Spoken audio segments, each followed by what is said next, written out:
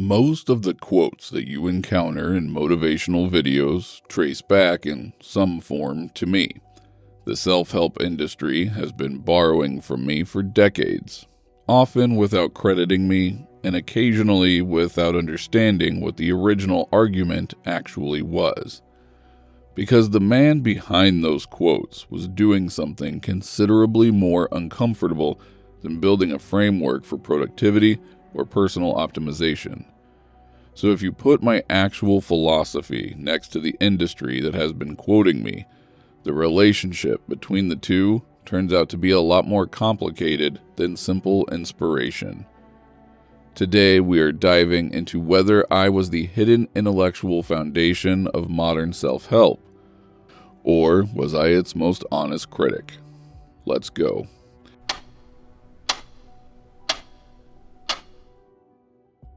The concept at the center of my thinking about human growth is self-overcoming. Although we should be precise about what I meant by it, because the precision is exactly what gets lost when the idea gets recycled into content. Self-overcoming is all about the continuous surpassing of a previous version of yourself in a way that is genuinely transformative rather than merely additive.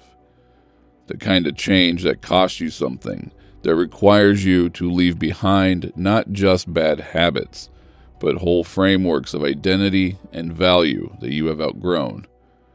If you have ever made a change in your life that felt like a loss, you already have some sense of what I was pointing at. I thought this process was the closest thing to a genuine purpose that a human life could have. And I also thought it was extraordinarily demanding in ways that most people actively avoid. And if you are being honest with yourself right now, you probably recognize that avoidance in your own life somewhere. The line that self-help has borrowed most enthusiastically is from Twilight of the Idols, published in 1888. What does not kill me makes me stronger. In its original context, this is actually a compressed statement about the relationship between suffering and growth that belongs to a much larger philosophical argument about what strength actually consists of. My point was that genuine strength is the capacity to absorb difficulty and transform it into something, to use resistance as the material from which you build rather than the obstacle you overcome on the way to comfort. That is a meaningfully different claim from the way the line gets used in gym content and morning routine videos, where it tends to function as an encouragement to push through discomfort on the way to a better physique or a more productive schedule. My understanding of strength was also intentionally antisocial, in a way that sits rather uncomfortably with the self-help industry's fundamental business model. I was not interested in rules that worked for everyone. In fact, I was explicitly hostile to the idea that there could be universal prescriptions for how to live well, because I thought the demand for universal prescriptions was itself a symptom of the herd mentality I was arguing against. Each person in my framework has to find their own path through genuine self-examination, while today most of us just follow a system designed to be applicable to the maximum number of people simultaneously, which, if you think about the last self-help book you read, or the last productivity framework you tried, is already a fairly direct challenge to the experience you probably had with it. Okay, if you find this interesting, make sure to subscribe to our channel before we continue. I was also unambiguous about comfort, although my position tends to get softened in the versions of my thinking that made it into popular culture. I actually thought the pursuit of comfort was one of the primary ways people avoid the genuine difficulty of self-overcoming, and I associated it with what I called the last man. The figure and thus spoke Zarathustra, who is optimized for safety and ease and congratulates himself for it. The last man, just so you know, is something considerably more troubling than a villain. A person who has successfully eliminated the friction from their life, and in doing so has eliminated the conditions under which genuine growth could happen. If you have ever followed a productivity system or a self-help program and found that it made your life more efficient without making it feel more meaningful, that gap is roughly what I was pointing at.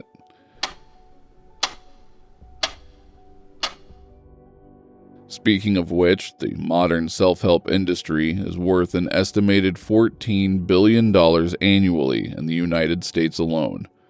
You can become more disciplined, more focused, financially successful, productive, and more resilient. The path to these outcomes can be learned, systematized, and followed by anyone willing to put in the work. You know exactly how compelling that offer feels when you first encounter it. However, the emphasis on the idea that your life is something you are responsible for, rather than something that simply happens to you, has a genuine overlap with my thinking. The focus on discipline, on long-term thinking, on the willingness to absorb short-term difficulty for long-term transformation. These are themes I would recognize even if I would object to the packaging. When the industry does with those themes, on the other hand, tends to strip them of the thing that made them philosophically significant in the first place. The self-help framework converts the genuine difficulty of self-overcoming into a process, and in doing so, it changes the nature of the thing it is describing. My self-overcoming is an orientation you inhabit, permanently and without a rival, and full awareness that there is no system that will make it easier and no metric that will tell you when you have done it correctly. And let's not forget about the metrics. Wealth, status, productivity, follower counts, physical appearance, these are the standard measures of success in the self-help ecosystem, and they share a common feature that I would have found immediately suspicious. They are all external. That gap between the achievement and the meaning you expected it to deliver is exactly what I was describing.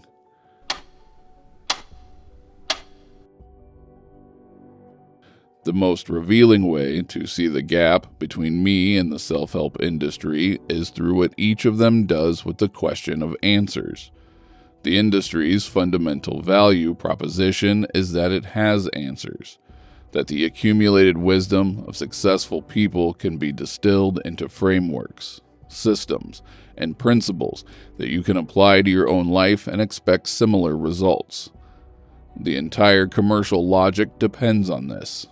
If the path to a better life were genuinely individual, genuinely resistant to systematization, and genuinely requiring a kind of internal honesty that no external framework could substitute for, there would be no industry. My philosophy does not have answers in that sense, by design. When I write about self-overcoming, I am describing a demand, and then leaving you alone with it, because I thought the aloneness was constitutive of the process. The moment you outsource the question of how to live to someone else's framework, you have already avoided the thing that matters most. The confrontation with your own experience, your own values, and your own sense of what your life is for. That confrontation cannot be made easier by a morning routine or a productivity system. Where the self-help industry and I genuinely converge is in the rejection of passivity. Both of us are arguing, at some level, that a life organized around drift and avoidance is a life being wasted. If you take that shared premise and honestly follow it, you end up somewhere much closer to me than to anything currently on the bestseller list. Why? Well, because following it means eventually confronting the questions that self-help tends to paper over. What productivity is for, what your honest definition of success actually is when you strip away everything you have been told it should be. The uncomfortable thing about my version of all of this is that it does not get easier with practice.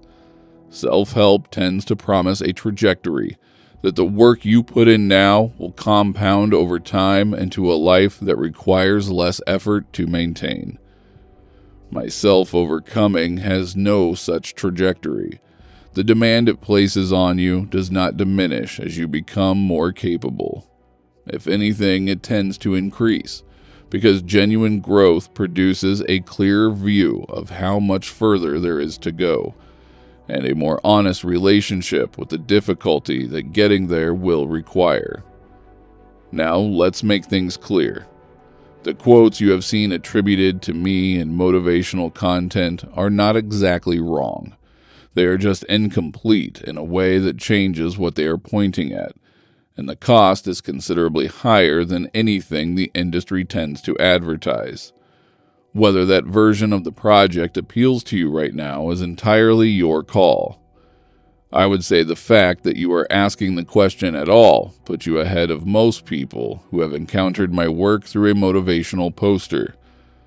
But now, it is your turn. Drop a comment and tell us, is there a self-help idea you once found useful, but later realized was a simplified version of something much harder? And what was the harder version? Thank you for staying with us. We'll see you in the next one.